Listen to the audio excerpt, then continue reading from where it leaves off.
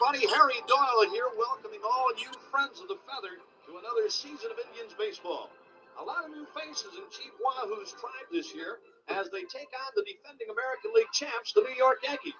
And hopefully we'll have some of the names that go with those faces before their first at-bat. Anyway, listen to the roar of the crowd as the Indians take the field.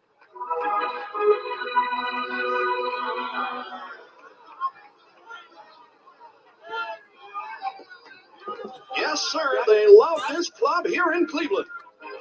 Just a reminder, fans, of a die-hard night coming up here at the stadium. Free admission to anyone who was actually alive the last time the Indians won a pennant.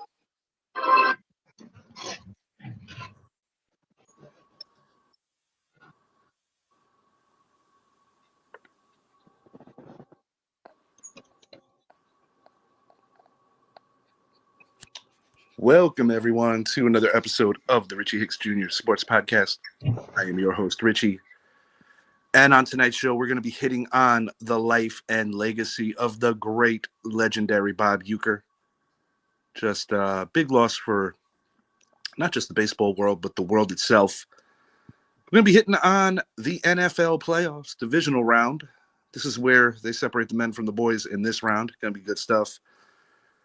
And we're also going to hit on a detailed preview of the national title game in the college football world with Notre Dame, as well as Ohio State University. With me tonight, my guy, Mr. Ryan Shedd. What's going on, everybody? Happy to be here.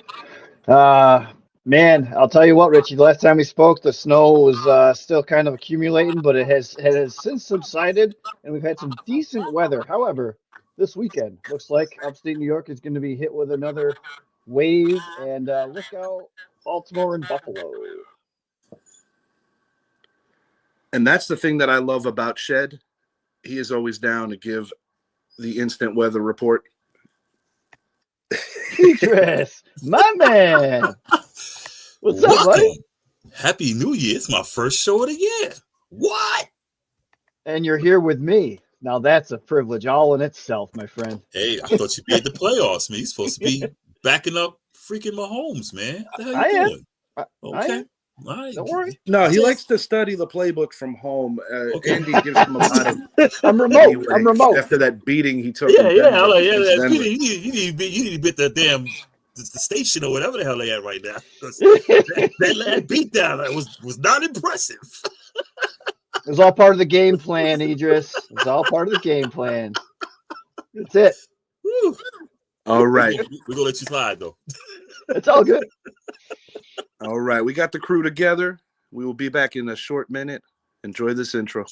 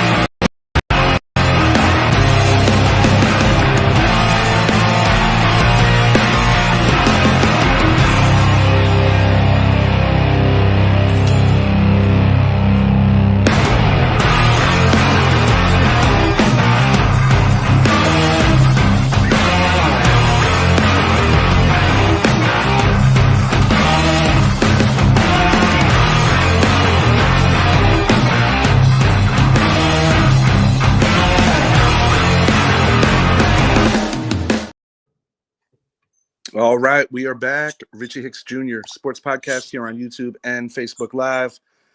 Going to start things off with the legendary Bob Uecker. Want to speak on his contributions on the field, more so off the field. He made a second career essentially out of just laughing it off about his first one, Mr. Baseball, and a name deservedly so, because while he wasn't a Hall of Famer between the lines, he did make the Hall of Fame by being a phenomenal broadcaster. And, you know, he was in the iconic Major League movies, 1 and 2, the only 2 that are worth watching. Mm-hmm. And just funny, man. Humble, gentleman, funny, the whole lick. Going to start with you, Idris. Bob Uecker, what do you got? Legend, man. Legend. And he'll always be known for sitting in the cheap seats all the time. It's funny. It's like, he didn't make it as a player, but after him, I mean, he has shot a real good career, man. He has shot a real good. He's like a comedian in the sports field. The guy was funny. He could call a game. Bob Uecker's a legend, dude. And I think every baseball stadium should reserve one seat all the way to the top of the bleachers, the cheapest seats, the $2 seats, and say, this is Bob Uecker. Every baseball stadium should do that. Because that's baseball. He brought humor. He's what you call a color commentator. That guy, he played it for you. I mean, rest in peace. I mean, one of the greatest. Yeah, blessed to make 90. A life well lived for sure, but unfortunately, succumbing to lung cancer. I will say this, as you guys know, Brett, definitely a resident member of our show here, part of the podcast family. And one thing I could always say is that over the years, Brett and our boy Wags, always good for the Bob Uecker one-liners. I mean, Shed and I were literally ripping them off, chatting with my girl Jen prior to going live. Part one, you could make literal reels out of just pretty much everything. Yeah. And for such a slapstick humor, it was also an awesome movie because of the realism of the actual major league experience. Yeah. When you had a guy like a Jake Taylor, fighting to stay in the league, and you get one of those stories every year in Major League Baseball about a busted down catcher. Yep. Charlie Sheen's character. Yeah. Rick Wilding Vaughn. Yeah. I mean, bro, when you introduce him to his first action on the diamond, and Uecker goes, Vaughn, a juvenile delinquent in the offseason, you know what kind of movie you signed up for. And I just want to say from the bottom of my heart, I usually don't get shook up or upset about celebrity/sports related deaths.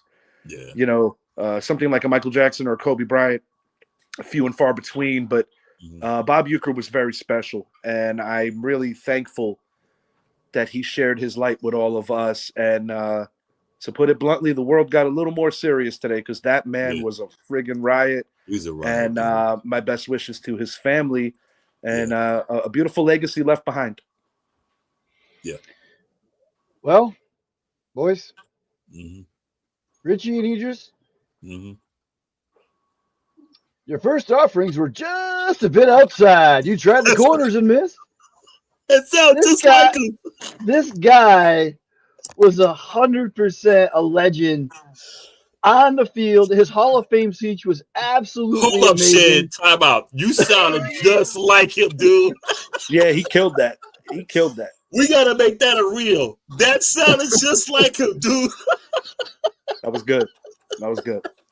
Vaughn was a member of the California Penal in the offseason. No, I mean, this guy absolutely tore it up. The Milwaukee Brewers are going to, I mean, I know he stopped, commentating a few years ago or whatever, but I think they're going to do some sort of memorial or some sort of dedication, a moment of silence.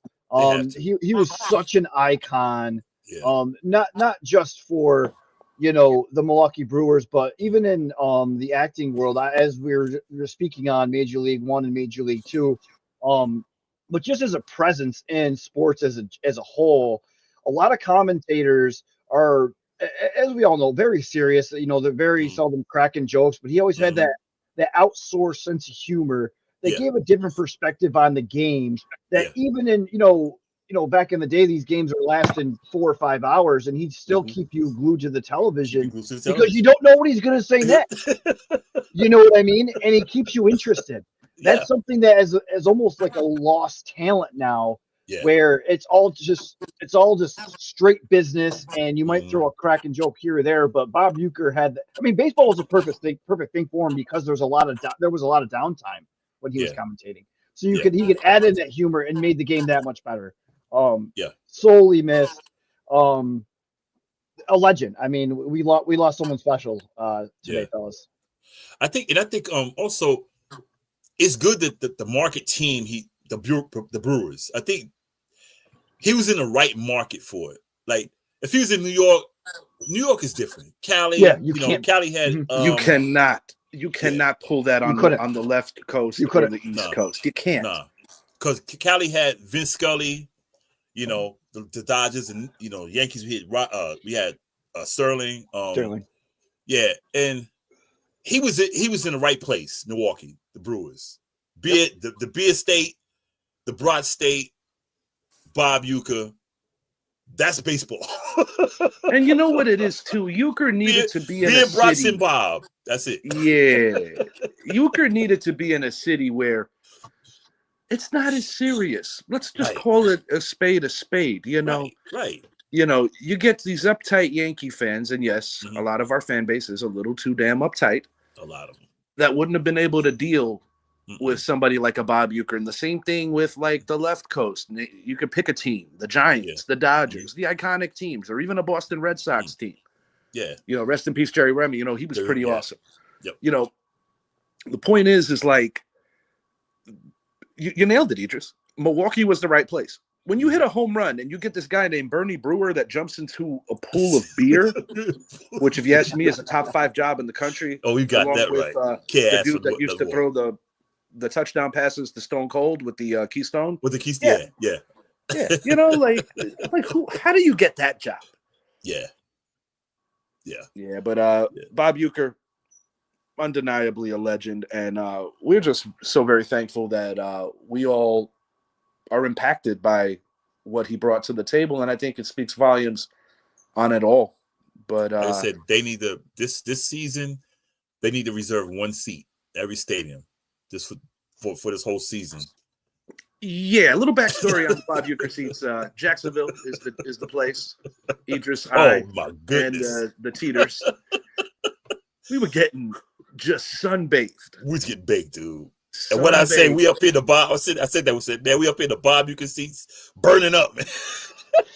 Someone like me, boys, wouldn't have made it through that game if you guys were getting fried. I would have been in a freaking umbrella, in war paint, freaking trying to shit. I think we was up there for maybe 2 drives, and we got the hell up out of there. Yeah, and after much tailgating fun, and let's just call it, a lot of the floor seats were pretty blacked out. So Idris and I just casually walking around, just walked in.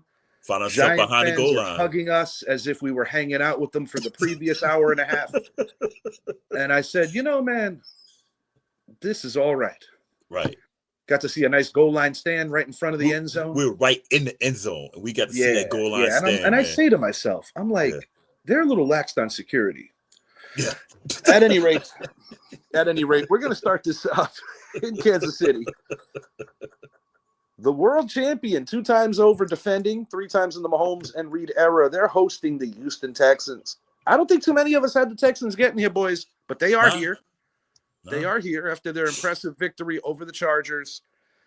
And what can I say? This is supposed to be their final game of the year. This is supposed to be a coronation for the Chiefs. Mm-hmm. I'm going to say it, man. This is a free ride to the AFC title game as long as the Chiefs decide to show up. Mm-hmm. I don't think the Chiefs have to play a perfect game to win this, but the Chiefs would literally have to play the absolute worst game to lose it. And I'm not trying to be disrespectful to D'Amico Ryan's team. I thought he's done a good job there despite having, in my opinion, a bit of an off year. But I do think that when you play in a crappy division, sometimes your motivation can kind of go up and down. Mm-hmm. But what you do in the postseason is what people remember you for. And I must admit, in D'Amico Ryan's short stay as coach of this Houston team, he has 2 playoff wins in 2 consecutive years versus 1 loss. So he's doing a lot of right over there, Mm-hmm. And his absence was felt by the 49ers for a little bit. Anywhere that he has coached previously, his absence was felt. He got the opportunity. He replaced Lovie Smith, who built a little bit of a foundation there. Mm-hmm. But I got to say, man, key to victory, I don't know if there is a clear path. Your defense has to be in Patrick Mahomes' grill all day long, and you have to shut down the run. I think it's an unenviable task that the Houston Texans have. I'm going to reserve my pick after I let the guys hop in, but I'm just going to say it like I mean it. Kansas City Chiefs should just take these guys behind the shed and just beat their ass. There is no reason for me to believe that the Texans could pull this off. But if somebody has the audacity to bet them and they win, they're going to be pretty rich and pretty happy on Monday or Sunday, I should say. The game's being played on Saturday. I agree, man. I mean, Houston, they beat the Chargers last week, but I mean, I don't think it was all that impressive. I mean, the Chargers, Justin Herbert, and I've said from I don't know how many years, I just feel he's a bit overrated, and I'll keep saying that. He's overrated. He's a real good quarterback, but he is not and won't be this game buster everyone said he's going to be. He's not. He wasn't that at Oregon. He was very good at Oregon, but he's not that guy. He's going to have a good career, and he might want to be. I don't know, but I've been saying since day one, he's good, but he's not great, and he made a lot of mistakes, man. So I say going against the Texans going against KC in KC, it's going to be tough. It's going to be tough because Chris Jones and crew is coming to get CJ Stroud. Not to mention, you're missing your two best receivers on the team. You don't have what's that? A big mouth. You don't have Tank Dell either. No Tank Dell, no Diggs, no Dell. Yeah, no Dell. Yeah, you don't have neither one of them. So you got to rely on your running game and whatever. So I think Casey's been playing average at best this whole season, and by Carson Wentz here, by their standards, Carson Wentz here went out there and played a stinker 2 weeks ago. So we're hoping after the show he goes back to KC, gets his head in the game, and motivates Patrick Mahomes. Chiefs 28, Texas 13. Go motivate the staff, Carson Wentz. Let's get it done, man. All right, Carson, you are on the clock, sir. It is your time to shine, not just here on the pod, but on Saturday if something happens to Patrick Mahomes. And please, bro, will you stop setting booby traps for him? Have a little class. Well, Roger Dorn has done some redecorating around the ballpark. Any of you fans looking for a good proctologist? Come on down and check out the center field decal. I'm done, man. Anyway, I like everything that Idris said. Straight up, I don't give Houston much of a shot here. It's in Kansas City. They play in Houston in a dome in nice weather. Despite weather, it was an open field or not. Yeah. I don't think they're going to be prepared. CJ Stroud has not been himself all season. And Idris touched on it as well. I mean, you're missing Tank Dell, you're missing Stephon Diggs. You're probably going to hopefully see a lot of Dalton Schultz and Nico Collins, but I think they're going to double Nico, and I don't know what else they're going to do with the ball. Joe Mixon is the only X factor, I would say, on offense. If they can get him going, that might be the only prayer they have. Their defense isn't bad, but it's Patrick Mahomes. Yeah. Patrick Mahomes and Travis Kelce and Xavier, and Worthy. Worthy, and I mean, you now have DeAndre Hop and Hollywood Brown and Kareem Hunt and Pacheco running the ball. I mean, it's just going to come from all directions. I just don't see anything positive within reason happening for Houston. I'll take Kansas City to win 31-10. I'm going to put it like this. The only way that the Texans could win this game is, God forbid, if Patrick Mahomes were to get hurt. And that's not even a guarantee, because I do consider Carson Wentz to be one of the better backups in the league, albeit he hasn't really had any true action, because I don't consider whatever that was against Denver true action, because you're not even playing with the starters. Right, exactly. Give me Kansas City 31. Give me Houston 13. Yeah, I got the Chiefs hitting the end zone 4 times. So we all got 31. You could add on a field goal for good measure. And C.J. Stroud, 3 turnovers. I'm going to call it right now. Yeah. I think the one lone bright spot on this Houston team will indeed be Joe Mixon. Mm-hmm. But just too tall of an order, too tall of a task. The Chiefs are the 2-time back-to-back world champions for a reason, and they're going to be 1 game away from having that opportunity to three-peat. This might be the biggest blowout, least competitive game of the weekend. So Texans, prove me wrong, please, because I'm tired of the Chiefs. Me too. Same here. Yeah, we all got 31 on the board. Yeah, we all got 31. Now something's got to give here, boys. The Washington Commanders at 13-5, traveling to the 15-2. Read that twice. Detroit Lions. And this is the biggest game these two teams have been involved in together since going back way back to the 1991 season, 92 NFC title game, where the rights to play the Buffalo Bills were on the line and to be the second team to beat the Bills, because there were 2 more after that. Yeah, you're talking the Art Monk era. That's how far back this goes. You're talking the Darryl Green era. Yeah, the fun bunch. Mark Rippon. Yeah. This was another lifetime ago. This was the year after Scott Norwood missed the kick of all kicks. You know, that was the era that we're talking about. That's how long ago it's been. Over 30 since the years. Washington Commanders, formerly the Redskins, have won 2 consecutive playoff games in the same playoffs. Right. The Lions, lineage of losing. Prior to the Dan Campbell arrival, minimal success in different eras. A little bit with Stafford and Megatron. A little bit with Barry Sanders, Wayne Fonts. The year that they dedicated it all to Mike Utley, who was sadly paralyzed during the NFL season. Great comeback, though. He recovered, too. Yeah. Yeah, that was amazing, man. Truly was. You know, this is a long time ago, man. Scott Mitchell, Herman Moore. Yeah. You get the picture. Yeah. Anthony Carter. Yeah. Oh, my God. As the game goes, a lot of people, I think, are waiting to say, hey, man, Washington's been getting lucky. You know, they're a good team. They're an ascending team. They did have the benefit of a 4th-place schedule, but they have been getting a little fortunate, I think, especially when you consider the kick that sent them to this thing.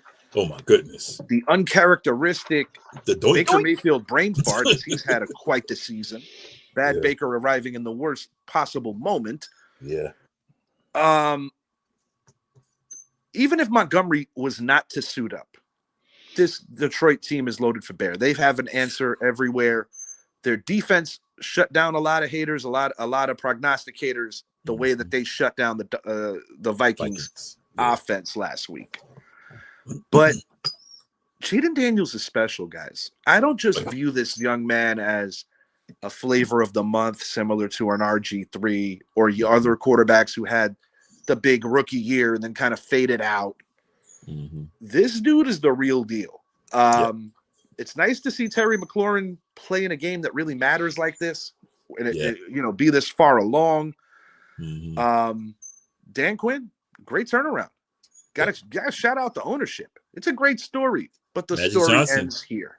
Magic Johnson's part of it, man, and this is the only ring that Magic is missing. He's got hockey, he's got baseball, and of course he has basketball. They might win a Super Bowl in the Daniels era. He is that good, but it ain't this year.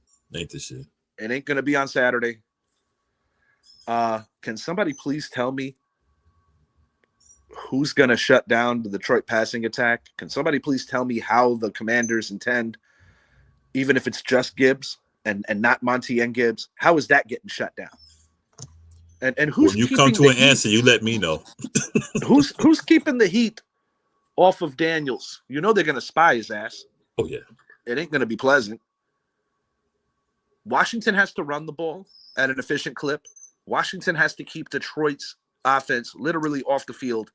They have to have marathon drives.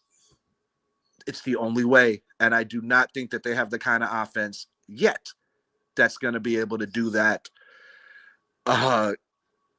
Lions are just too good right now, at least for this week. Give me the Lions 35. Give me the Commanders 20. 38-20. Add 3 on that. 38-20 in favor of the home team. Jaden Daniels is sensational. He's going to continue to get better, but I think this particular week is what so many young players have to go through to get to the next level, and this is going to be his first real taste of what that means at the pro level. 38-20 in favor of the home team. The Lions are going to roll. I got it 35-20. The Lions, man, I don't want to call them bullies, but they just seem like some bullies, man. They are some from year 1 to year 2 to year 3. These guys look like freaking like get out the way, man. Like freaking lions, dude. They look tough. And they got the mentality and character and personality of their coach, Dan Campbell. You gotta look at her, so sweet.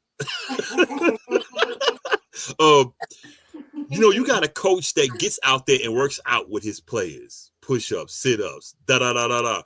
So when you got a coach doing that, you got to step your game up. Because this man's out there working out too. So, and they got that personality. They got that drive. They got all that stuff their coach has. And, golly, man. Daniels, as an LSU fan, I knew he would succeed. I just felt he had to put some more weight on because at LSU, the guy was real thin. And he came into the league and he did what I thought he would do. Big arm. He can run. And when they call a quarterback in college pro ready, at LSU he's pro ready because he played under center a lot. And a lot of quarterbacks don't play under center. He played under center a lot. A lot of quarterbacks come out of college can't read man coverage. And zone coverage, And I said I watch your college shows. He's one of the quarterbacks. I said the man can read zone coverage. That's why he doesn't throw a lot of interceptions. That's why he didn't throw a lot of interceptions in at LSU. He can read zone coverage, and that's a knock I said Caleb Williams has. He can't read zone coverage, and we've seen it. He can't read zone coverage. I see Detroit. I said Detroit was going to run the gauntlet anyway. I still got them as my Super Bowl champions. But they're gonna put it to Washington. I think Washington will get 20, but I think that 20 will be a late 20. I think by the end of the third quarter, the game will be over. Yeah, Idris. Before we pass it to Shed, it would literally take like a Jared Goff kind of outing, similar to what he did against the Patriots in the Super Bowl. And I'll be honest, boys. Yeah, I think Jared Goff has grown a lot as a player since that horrible experience. Yes, because his career was over. When he was in Detroit, he was in Detroit to die, basically. LA sent him there to die, and he wound up being a Pro Bowl quarterback. Bro, nobody saw this. Nobody saw this ascension. They saw a promising team, but it was the friggin' Lions. They weren't going to do this, right? I thought he was going there. I thought his career was over. I thought they're going to have him there for a year, draft a quarterback, and he'll be on the bench. Like Joey Harrington was, like David Carr was. So many. Shit. I think you have the most qualified opinion if these Lions are for real, because you saw it right in front of your face last year. They gave you guys the scare of all scares before winning the conference and having that epic comeback. Yeah. You guys had 2 epic comebacks last year. Green Bay, then Detroit, ultimately to play KC and lose in a very unfair way, in my opinion, because your coach cost you the Super Bowl last year. But we also saw Dan Campbell cost his team the title game the week before, or the game before. Game before, yeah. Are these guys tight enough to get to that next level and hoist it, or do you still have reservations about Dan Campbell in crunch time with that reckless shit? Dynamite drop in, Richie. That broadcasting school's really paid off. So what I would say is, if I'm Washington, the only thing you can possibly do is keep that offense off the field. So their running game has been essentially non-existent moving forward for the last 5-6 games. You haven't seen much of Brian Robinson. Eckler has been hurt. He's obviously back now. I honestly think that their game plan in the first quarter is going to be to run, screen, run, like everything. Just to, Mhm. I mean, you got to do something. You gotta spread them out, bro. Well, Mhm. you gotta establish the run to do the pass, right? Mhm. And that's the only chance they have. If Detroit is going to come in and stop that run, the game's over because they just don't have enough, right, boys? Mhm. Right. It's that simple. I mean, I you're agree. not going to stop Gibbs, Amon Ra, Sam Laporta, Oh, Laporta, I forgot Jameson about him. Williams, Goff. I mean, you just can't. You got to keep them off the field. I mean, and the weakest link on Detroit is their defense. So Yeah. they have to do something with that offense, with your Scary Terrys, your Zach Ertz's, your Brian Robinsons, your Austin Ecklers, Mhm. your Zacchaeus. You need to do something. So you got to be creative. And Dan Campbell, I truly believe, is going to come up with a game plan. I mean, Detroit hasn't is preparing for Jaden Daniels in his passing game. I would expect that Campbell's going to try to like completely change that mentality and run it down their throat as best as they can. I mean, do you know how sensational it would be if somehow Jaden Daniels is a year ahead and pulls this rabbit out of his hat? I mean, you're talking about stuff of legend. Like, you know, Brady did win a Super Bowl in his first year as a starter, second year overall, but he only threw 4 passes in 2000. Jaden is a natural rookie. But it would be at that metric of like, holy shit, look at and he's already arrived, in my opinion, you know. Oh yeah. The He got the right coach with him. He put the league on notice. Thing. Yeah, he got the right Hail coach Mary. too. Right coach going to get him what he needs. Quinn's going to get him what he needs to win. Oh, no doubt. Yeah. No doubt. And I do want to say this, just from an observation level, I'm going to take a low jab at the current coach of the LSU Tigers, the former coach of the Notre Dame Fighting Irish. Please do, because I don't like him. He's my coach. Yeah. Well, I don't like him either, and neither does Zappy if he was here. But I want to say this. He does look better in Washington in his first year than he did in LSU in his last year. And that's not a knock on Jaden Daniels. That's a knock on you, Brian Kelly. Don't leave people hanging like that. Have a little class. It's not because it's my favorite school. It's not because it's Idris's favorite school. It's just because you're an asshole. 100% asshole. So you're all on the Lions. So am I. I like Detroit to win 34-28, boys. But that 28 is going to be a garbage time, fourth quarter. Doesn't matter, like whatever. Yeah. That's how I see it. That's how I want to be a little bit closer, but it's not really as close as the score shows. I want to be wrong. I want to be wrong because I want to see a great game. But I think Washington's 1 year away from providing that against this particular team or this particular caliber of team. Because like I alluded to earlier, I get it. You beat the Eagles, but you did it without having to go through Jalen Hurts, who unfortunately left with a concussion. And Kenny Pickett played rather well in that one. But, you know, they won. Yeah. Give it to them. They won. You can only play who's on the field. They got the job done. They outlasted the Eagles on that particular day. Right. But, you know, I looked at what Saquon did in that first quarter against these same Commanders, and that was in Washington, mind you. Yeah. And, you know, Jahmyr Gibbs and Co., whatever Co is, they have a really good O-line out there. And Shed's right. The back part of that Detroit defense is the one wart that could be exposed by a higher caliber opponent. That could be a Buffalo. That could be a Baltimore. Yeah. That could be a Philadelphia. But it's not this Washington team. Not yet, anyway. Not yet. Moving along. The Los Angeles Rams at 11-7, taking on the Philadelphia Eagles at 13-4. All right. The Eagles, they didn't play a perfect game last week, but they did enough to win. I thought Green Bay really shot themselves in the foot multiple times in that game, but you have to give credit to the Philadelphia secondary. Howie Roseman does it again, just drafting so well and always thinking about the future.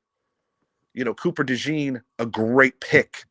Great pick. And he is so damn valuable. Quinny Mitchell. Yeah. Yep. Yeah. Q Mitch is doing his thing out there. We know what Saquon brings on the other side of the ball. Yep. What's the weak link? What's the weak link on this team? It's not center. They even replaced the Hall of Famer Kelsey well. I mean no disrespect when I say this. Jalen Hurts is the weakest link on this Eagles team that is pushing out. And Jalen Hurts is a good football player. I want to make that clear. But they have surrounded him with so much friggin' talent. Yeah. Back of the trading card, if we're talking just passing metrics, turnovers versus interceptions, dare I say it, it's the truth. Danny Dimes and Jalen Hurts had very similar stats. Trevor Lawrence and Jalen Hurts had very similar stats. You know something, Richie? I try to tell our stupid ass friend, Giants fans that, oh no, I said they do. And I said, and Jalen Hurts had way more around him. I said, him and Daniel Jones had similar stats. No. Yes, they did. I will say this though. I'm not gonna knock him down too far for one simple reason. Number one, he's a true professional. He's a classy kid. Yeah. But the bigger reason I won't knock him down is because how you do when they surround you with the right amount of talent says everything, because you have other quarterbacks that have been blessed with that kind of talent around them and have not yet played in the Super Bowl, that have not won multiple division titles, that have not done certain things. So Jalen Hurts, great situation. The brotherly shove, I want them to outlaw it, but until they do, the most effective play in the National Football League. And I'll go as far as saying about our enemies, they got a pretty damn good receivers coach. I got to say that. Yeah. I will say that. True that. I will say that. Philadelphia Eagles are really good. But that's the weakness. If there is one, you have to make Hurts throw the ball more than he wants to. And how does that happen? You have to take 26 out of the game plan. You have to. But I don't know, gentlemen. Has anybody been able to stop down that freight train this year? I hadn't seen it yet. The guys they're playing, Sean McVay in his post-game interview said, well, they had Saquon Barkley. He was so blunt about it. He's like, we couldn't do anything with that. Yeah. It speaks volumes about the year Barkley's having. It speaks about maybe a reevaluation of how they go about this MVP talk, because what makes a quarterback more valuable than a running back, depending on what you guys do as an identity as a team. Right. Saquon Barkley deserves MVP votes, whether he wins it or not. Yeah, you have to. Because they knew 2,000 how to yards. vote for Emmett back in the day. They knew how to vote for LaDainian back in the day. 2,000 yards. Adrian 2,000 Peterson. yards. Yes, sir. Adrian Peterson. Yeah, 2,000 yards. 2,000 yards. Yeah, boys. You don't see that every year, and it needs to be. It really needs to be. And I don't want to hear about this extra game bullshit, because he sat the last game of the year. He did it on a 16-game regimen. Yeah, he could have broken in 16. Absolutely. He could have jumped. He could have got the record if he wanted. But when you have 11 consecutive games since the bye week, they did the right thing. If you're thinking about it on the bigger metric, and the kind of guy Saquon is, he wants to win. He showed mercy to the G-men the first game where he could have had his career best. Oh, yeah. And he showed mercy to the G-men yet again by not breaking the record against them. It has nothing to do with the G-men. It has everything to do with winning. If it was Washington, if it was Dallas, it would have been the same thing. He puts the team first, boys. That's yes, it. he does. And he put 187 on us. He put 187 on us. You know what 187 is? Murder. Dr. Dre taught me that. Calvin Brodus. That's just as bad. And Beats by Dre explained that a long time ago. He put 187 on us. Who the hell's Calvin Brodus? That's Snoop's name, y'all. That's Snoop's name. Calvin Brodus. Calvin Brodus. Goodness. Yes, sir. Yeah. Okay. Anyway, the Rams, what do they bring? A really good defense. Braden Fisk has done such a phenomenal job of replacing the legend Aaron Donald. Their front seven is playing at a very high level right now. Yep. The defense is not what I expected us to be talking about this juncture of the year. Right.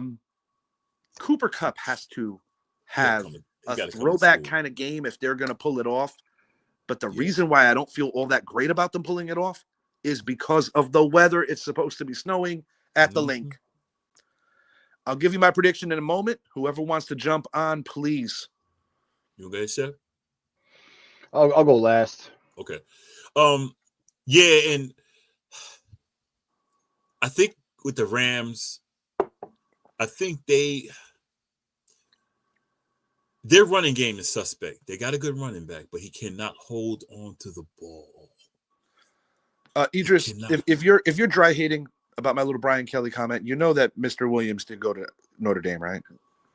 Yeah. Oh no, I'm not hating. What you said about Brian he would Kelly, recognize any listen, shade. He would recognize any shade. No shade. No shade. Because we have student athletes there. Check it out. Listen. I'm just messing with you. Listen. What you said about Brian Kelly, I agree. I didn't like him the way he left Cincinnati to go to Notre Dame. He's an a-hole. Yeah, I did not want him as coach. It's a business, but don't screw over kids.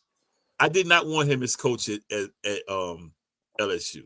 My bad, bro, for interrupting you, but I really don't like that guy. I'm not throwing shade, but I know you're not. I'm just giving you shit. Homie put the ball on the carpet 3 times the other day. He certainly did. And you can't do that. It's after good runs at that. And I think that you can't in Philly where they might have to run the ball. That's gonna hurt. Philly knows how to play in that snow. They know how to play in cold weather. They play in a freaking fog where no one can see the field. Philly knows Philly. Yeah. The game against the Vikings, I'm not going to say they played a great game against the Vikings. The Vikings shot themselves in the foot so many times. Overthrows. Receivers wide open, and Darnold was missing them. Yeah. He was missing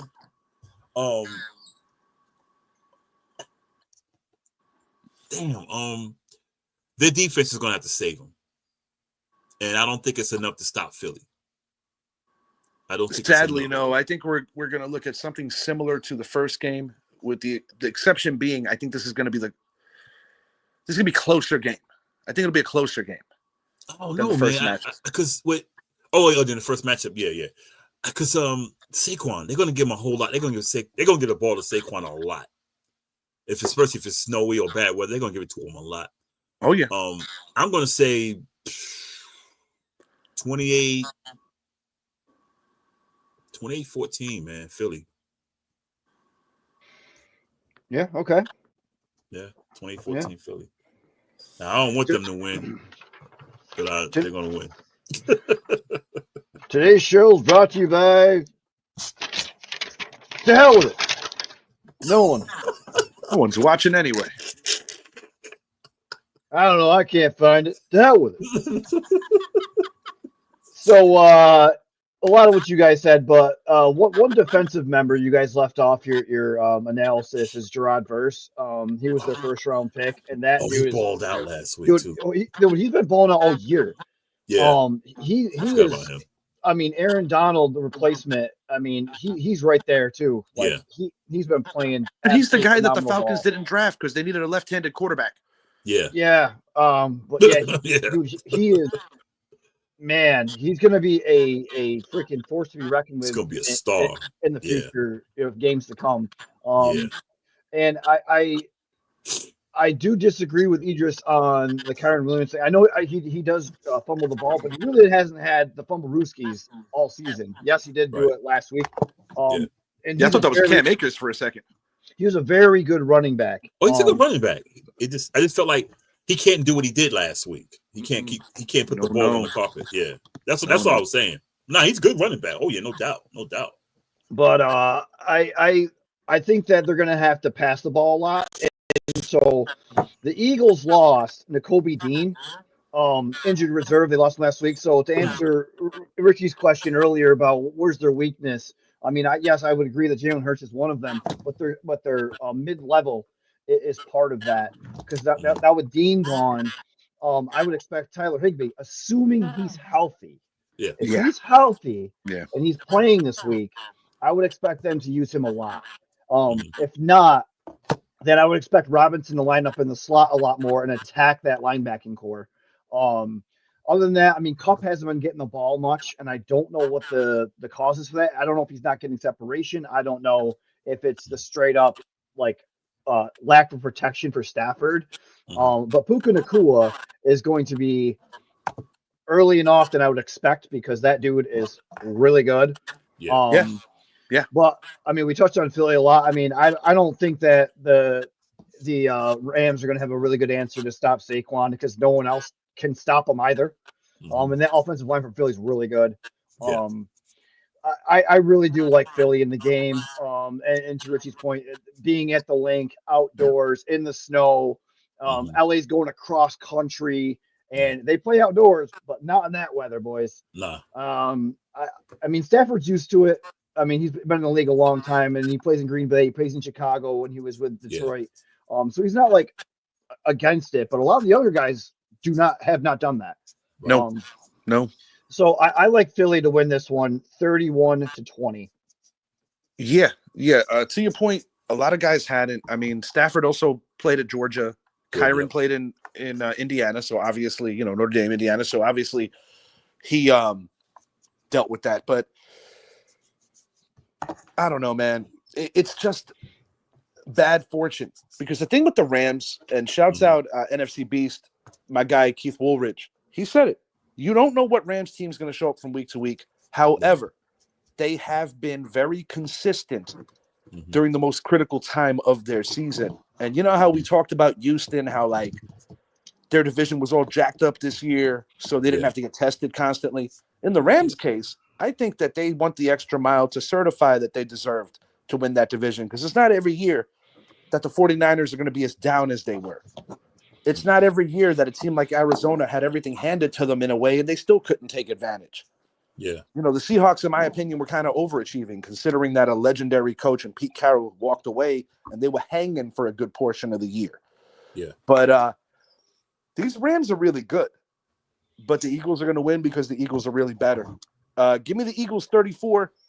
Give me the Rams 26. A late score by the Rams makes it a little more respectable. And I do want to make one last mention before we move it along. I know that Odell Beckham Jr. is only a shell of who he used to be. But I really thought that given the fact that he was available and given the fact that he is so familiar with this offense, that the Rams or the Ravens, for that matter, two teams that are still in the stance, may have reached out for him. And now, Shed, you talking to Kobe Dean, that injury, I think a guy like an Odell getting revved up for this kind of ball game could have been a menace. Not to mention, being a former Giant, the familiarity, hating Philly, da-da-da. I think it's an opportunity that maybe they might regret not at least taking a look at. But the Eagles are going to win this game. Yeah. Great. All right. Your region, Shed, they're excited, aren't they? On a level of how excited, where would you say? Fellas. It's brutal. I mean, you got people calling Josh Allen by his first name like they're best friends with him. Come on, Joshy, do it for us. like they're best friends. I mean, I don't know, boys. It's pretty brutal up here. And I sympathize with the Bills fans, but they're so obnoxious, and it's just too much. We have our fair share of Giants fans and Jets fans, but you know what? Even when they're doing well, they're not as brutal as the Bills fans. I mean, you see Bills everything, all of the commercials that, like car dealerships, all that stuff. All of a sudden, they're all Bills fans, and they're obviously trying to get people to come in for sales because the Bills are good. But it's boys, I'm good. It's weird, bro. Go Baltimore. It's weird because rest in peace, Aunt Lola. Quick story. We had an Italian superette back home. And I remember as a very, very young kid, Buffalo and the Giants in the Super Bowl. Aunt Lola had two promo things from Budweiser, the official sponsor of the Super Bowl champion New York Giants and the official sponsor of the Super Bowl champion Buffalo Bills. She got them both mailed to her just in case of Buffalo won. And I was like, Aunt, I don't know how I feel about this. We love the Giants as fans. Yeah, I don't know about that, man. Yeah. But, business is business. Yeah. That's all. Continue. That's wild. Yeah, with Buffalo. Oh, did you give a score, Shed? Well, I didn't actually. No, you guys just asked me what it was like up here with the Bills. Okay. I didn't do any preview. No. We're gonna take a little time on this one. We're gonna do a lot of round robins here. Okay. Idris, go ahead, and we're gonna pass this thing around. Yeah. I'm not gonna lie. I kind of like to see Buffalo win something. However, their fans have been acting a little. Yeah, I was gonna say that too. Their fans have been acting a little rowdy lately. So I'm more like, you know what? maybe y'all need to be sat down a little bit because I liked them.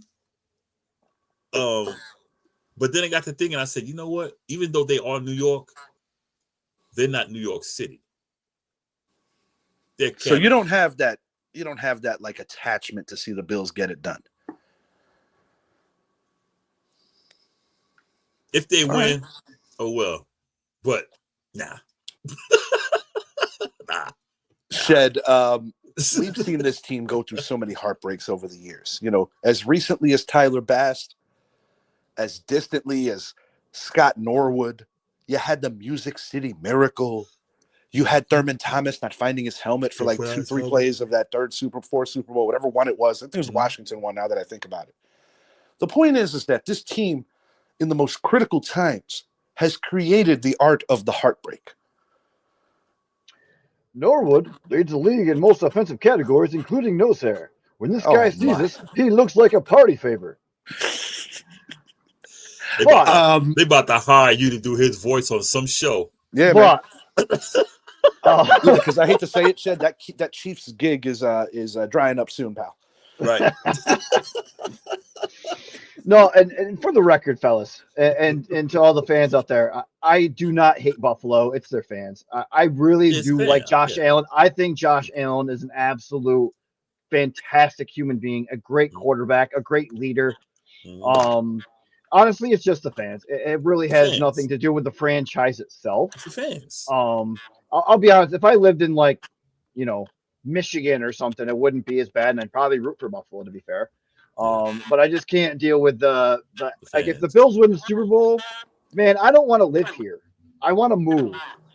Like it'll just be absolutely obnoxious. I mean, I apologize to go on that rant again, boys, but no, I mean, there's going to be the Ravens have the best run defense in the NFL, and James Cook has been cooking like for a very long. I mean, Buffalo changed up their whole script. If you guys remember the last few years on these shows where I've been on, I said Josh Allen injured or turnover prone, blah blah. They do not run the ball. They completely changed the script. Yeah. Now they're running the ball an absolute ton. But against Baltimore, you're not going to be able to do that. No. So I am very curious how McDermott is going to drop this game plan because, I mean, they're still going to run the ball with Josh Allen on design runs and things like that. But still, you're playing the best run defense in the NFL. So the play action pass is probably going to be big. And then Derrick Henry on the opposite side ran for 199 yards against them the last time they played. Now, granted, Buffalo didn't have Matt Milano and the other fella there on the other linebacker court. I can't remember his name. But and they're both there now. However, Derrick Henry and Lamar Jackson preparing for both of them to run the ball is going to take one of the two of them out of the game. So it's still going to be a thing. But Zay Flowers is still probably not going to play. No. So I need to see Andrews. I need to see Likely. I need to see Rashad Bateman step up. I mean, we'll see. But I still like Baltimore, boys. I'm not going to give my prediction yet because we're going to keep going. But yeah, these are the two most likely finalists for the MVP award, Lamar and Josh. I think it goes without saying that Lamar has him on the statistical metric. Josh Allen has him by one team win. Lamar has him on a head-to-head matchup this year. They've both had their fair share of playoff heartbreaks. If I have to be totally brutally honest, I think Allen has a little more magic in the postseason than Lamar, not much. And what I mean by that is, yeah, he lost that ridiculous overtime game to the Chiefs, but he was on fire. I've seen the greatness of Josh Allen on full display in the postseason. I'm still waiting to see that from Lamar. Last year, AFC title game, you got to give it up to Spags and Andy Reid. Schematically, they outcoached Harbaugh and his coaching staff. And they outcoached most coaches, so that's no knock on Harbaugh. But the point I'm making is, like, I want to see Lamar take that next step and certify himself that, okay, I'm collecting these MVP awards, but I'm going to do something on this field today that is the stuff of legend. I don't know if it's going to happen yet, but every point from the standpoint of the Baltimore Ravens being able to more than likely limit James Cook, Allen's going to have to be Superman, guys. Mm-hmm. In this particular matchup, you know how they say that you got to go through hell to get to heaven? Mm-hmm. The Kansas City Chiefs are not hell for this Buffalo team to beat this particular year. If Buffalo wins this game, they're going to the Super Bowl. I really mean agree. that. I think, really mean that. I feel that And I'm the going to go winner as of this far as game saying is going to whoever the wins Super Bowl. this game is going to go to the Super Bowl. Yeah, I agree. Because I think both these teams this particular year are better than the Chiefs. Mm-hmm. I really mean that.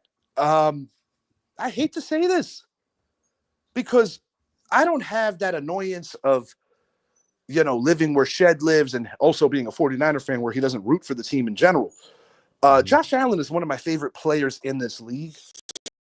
I have a world of respect for Lamar as well. But when I've seen the ways that Josh has lost, I am pulling for the Bills in this particular game. Not to mention, I don't have any love for the Ravens. They throttled our asses in Super Bowl 35 and ruined our perfect win percentage in the big game.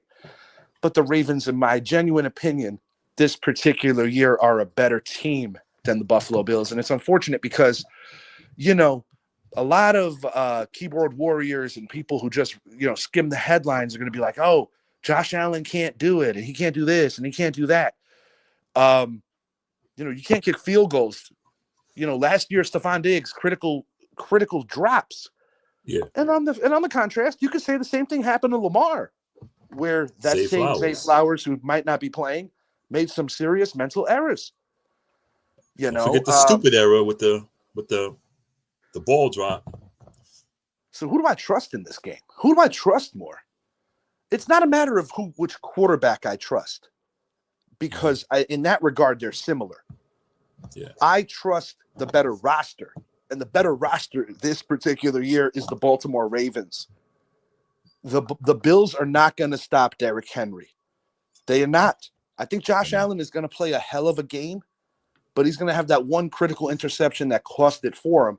And unfortunately, it's going to be because he has to do too much.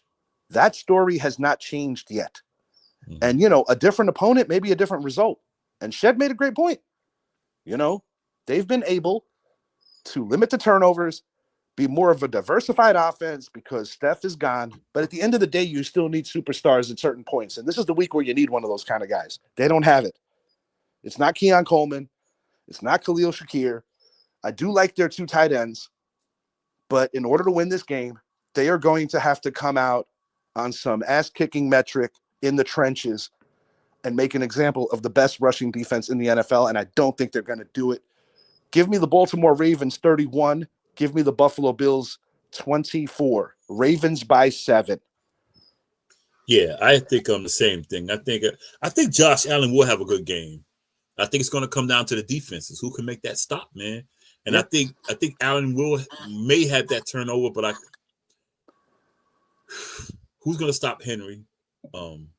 Milano, yeah, but he and Saquon this year have been damn near unstoppable. Yeah, and like you said, you still have Lamar. I mean, you got a 1-2 punch, and I'm pretty sure they're going to get a lot of likely this weekend, a lot of likely, and I think they're just going to use the tight ends big time period because you don't have Zay Flowers. No, sir. And I'll go as far as saying this: the winner of this game, in my opinion, is not only going to win the AFC.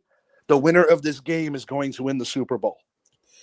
It wouldn't surprise me. I say the winner of this game is definitely going to the Super Bowl because I had Baltimore anyway. I think both these teams are better than Kansas City this particular year. But then again, I thought the Bills were better than Kansas City last year. They just didn't. They didn't get it. Yeah, I think this year Lamar has a lot to prove. He has a lot. He has a lot to prove. I mean, so does Josh Allen, but Lamar has a lot to prove because of the MVP and all this other stuff, and him being a candidate for the MVP this year. The record they have, absolutely. And it's the year after year, one win and out, one and done, one and done, one and done, one and done. Yes, sir. So he has to do it this year, and I know since his mom's cursed him out, man, it's what 8-0, 5-0, something like that. And I'll be honest, Idris, I don't think that Buffalo has that same kind of mystique. I don't think they do.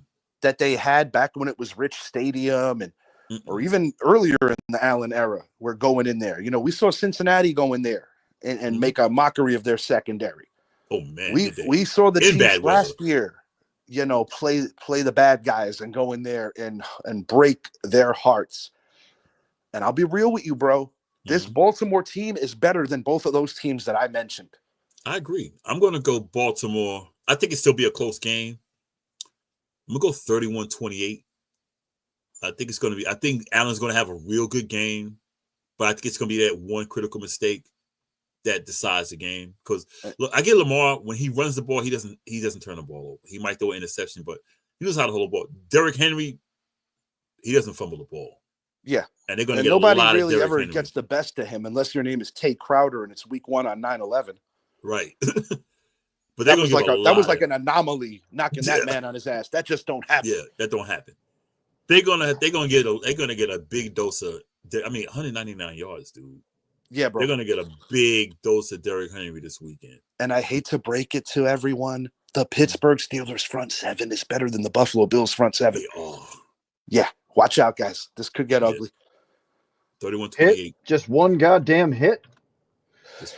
But one stat I'd like to point out, fellas, why Buffalo's doing a little bit better this year than they have in previous years. I already mentioned where they're running the ball more with James Cook, but there's only one other team that was in the playoffs that didn't have a 1,000-yard receiver.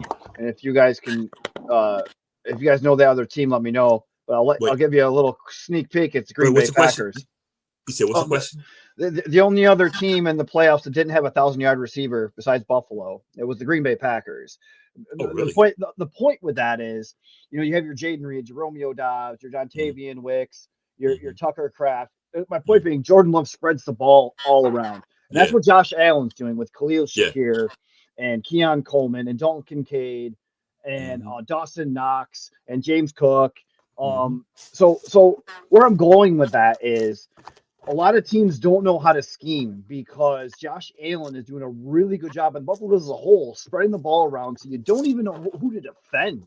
Because, like when you have a San Francisco 49ers where you had Brandon Ayuk, 1,500-yard receiver last year, stop him. Yeah. He's their big deep threat, so they double him or whatever. That's the problem with Buffalo this year. They don't know exactly who they're going to throw the ball to because he spreads it around all the time. And they have you can throw Mac Hollins in there in Buffalo too. Yeah. All these guys are getting open and Josh is spreading the ball around. So Baltimore on the back end is going to have a tough time deciding who to guard and what they're going to do because he'll throw to a different receiver all day and no one knows where he's going to go. That's part of the brilliance of Josh Allen. Right. But saying all that, I still like Baltimore to win the game, boys. It's going to be cold in Buffalo, but Baltimore plays in cold weather too. Absolutely. But the Bills fans, they are obnoxious, as we all know, and they're going to have an effect on that game. I truly believe that. But I think they might get a little bit silenced because of what Idris and Richie have already alluded to with the running game of Derrick Henry and with Lamar Jackson coming out of the backfield. Look out for Justice Hill. I mean, that dude can return kicks, and the special teams is, in my opinion, much better than Buffalo's as well. So, and who would I take in a kicker? Justin Tucker? Absolutely. Or Tyler Bass? Yeah, Bass is shaky to say. And Tucker hasn't had the best year of his career, no doubt. I totally get it. But in crunch time, who would I rather have kick my ball for the game? Justin Tucker. I'm going Tuck, yeah. Right. So that's just part of the reason. But I like Baltimore to win it 34-28, boys. And I'm gonna make this clear. I hope Buffalo wins because I do have that kind of admiration for Josh Allen, but I don't think they will. And that's one of the annoying things about doing this show is that I can't say what I want all the time. I got to say what I think. And I'll try to be as unbiased as possible. I'd like to see Josh Allen win. I'd like to see him win. I really didn't want these two teams to match up against each other, but that's the way it was slotted. Yeah. That makes Kansas City a much happier camper, I'll tell you that. Yeah. Absolutely. And you saw my frustration with Kansas City laying down to make sure that Cincinnati didn't get in. Shed and I both overestimated the Denver Broncos because they made light work of them in Buffalo. But that's the thing. Am I selling these Bills a little too short? Because Shed and I were both convinced. Shed had Denver pulling the upset. I did Denver pulling off a massive scare with Buffalo sneaking it. So maybe I am aiming or selling the Bills a little low. And all I'm going to say is, yo, Bills, it's about damn time y'all prove me wrong. Because after what you guys pulled on me last year, it's hard for me to trust you now. Yeah. And Tyler Bass, you better make every kick no matter who wins this game. Yeah. If Buffalo gets blown out, I'm going to call it now. There might be a head coaching change because at some point you got to say, yo, do we want Josh Allen to be the Dan Marino of our generation? Yeah. Yes. I agree. Yeah. All right. Before we get out of here, short and sweet, gentlemen, my Notre Dame Fighting Irish are in the national title game. First time since they got just annihilated by Alabama. The Manti Te'o killing of the catfish girlfriend. Okay. My father rest his soul. My father rest his soul. Got wind of the story and just looked at me and said, "Richie, we're fucked. This Mortadell is making up girlfriends now." He went from hero to what did you do? He just kept the lie going. I'm like, bro, just be like, yo, I got duped. There's a lot of businessmen that got duped by Cardi B. I could imagine him saying that. Even in the Bible. Yeah. The one one that they talk about got duped in the beginning of the book. It happens. I'm not here to talk about that. The reason why I think my team is going to win this game and end the drought since the 87-88 season is because, in my genuine opinion, the Irish have superior special teams, a superior running back. They do not have the advantage at quarterback because Riley Leonard is not better than Will Howard. Coaching is so important. I'm willing to say that it is really close on the coaching end of things. But sometimes I think it's destiny, and sometimes I think it's the power of suggestion.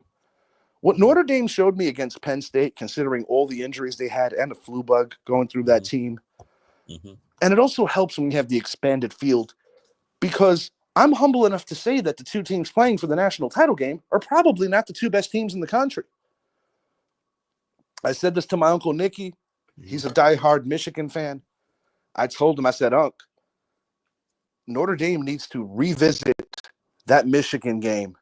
Yeah. Michigan had every answer on the blueprint on how to beat Ohio State. At Ohio State. Yes, sir. Yeah. Give me the Irish in a very close game. I'm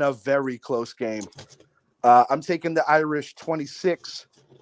I'm taking the Ohio State Buckeyes 23. And I got Jeter for the win. Jeter, late field goal. Give me about 15 seconds on that. 15 seconds remaining. Jeter kicks the Irish to their first national title since 87-88. And that's all I got to say about that. You know, I don't like Notre Dame. And I'm well aware. Yeah, I don't like Notre Dame. I don't hate them. I just don't like them. I get it, bro. The reason I don't, you know why I don't like them? I think I'm going to be right, but tell me. I don't like him because of Brian Kelly. That's why I don't like him. That's already been iterated like 10 times on the show already. That's one reason. The other reason I don't like Notre Dame, because I just don't like Notre Dame. Let me just keep, I'm not going to say I don't like him. I don't like Notre Dame. Okay? I never liked him. The only player I liked that ever came out of Notre Dame was Rocket Ismail. I love me some Rocket. I don't like Notre Dame. And Joe Montana. Well, Justin Tuck is a former Irish. Yeah. Respect Joe Montana, my friend. Yeah, much respect on it. I got to put respect on his name. Now, I don't like Notre Dame. However, you got to give them their props, man. The boys been balling out, man. They've been balling out. I didn't think they was going to make it past the first round. I really didn't. But after they won that first game, I said, these boys. I'll be honest, Idris, I didn't have us beating Georgia either. And I didn't have the audacity to poke the bear, Quentin Moore, and be like, yo, dog, because I'm smart enough to know that this is an off year for some of these powerhouse programs, because certain years it is like one and done. You have to win it this year or else you won't win it at all. And this is Notre Dame's moment. Marcus Freeman, I'll tell you, man, making history that he made last week. You know what? I'm not gonna throw no shade at Notre Dame, because after they beat Georgia, I was like, yeah, this team right here, they're gonna be a problem. But God, Ohio State, man, that defense, dude. And Chip Riley Kelly, Leonard is gonna have to create. He's gonna have to find a way to extend some of these plays. And Chip Kelly is their OC, and we know what Chip Kelly can do as an OC. Oh no, absolutely, not much of a head coach, but definitely a hell of a schematic play caller. No question about that. I think it's going to be close. I'm going to give the Ohio State by field goal. I'm going to go 28-24. I think they'll get a field goal late and win. But it wouldn't surprise me if Notre Dame won. It wouldn't surprise me. I want it bad because I'm smart enough to know that this is a one-off opportunity, not necessarily for the Marcus Freeman regime, but with this particular set of players, because sometimes you have to have timing on your side. I always tell people, even going back to the NBA, Jordan, the Bulls, great. But it also helps when Larry Bird, Isaiah Thomas, and Magic Johnson are all on the way out. You need circles of events to also help. Yeah. And in this particular case, certain graduating classes, things of that nature, expanding the field. There were a lot of variables that helped Notre Dame this year, whoever the hell was going to win this national title with the expansion. You know, but I think all in all, with the expansion, I don't know, man.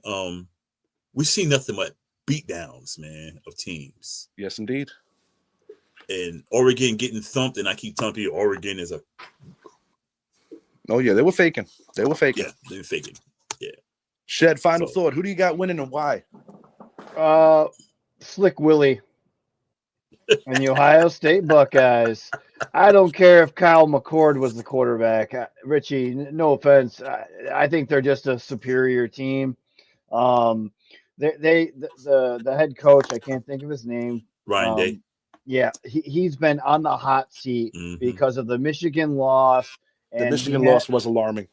Yeah, but they've been ripping him. He'll never win another. Oh my God, it's been brutal. Killing him. And he's got those boys playing for him. And I mean, I really don't think it's going to be close. I'll say Ohio State 31, Notre Dame 10. Woo! Ouch, man. Ouch.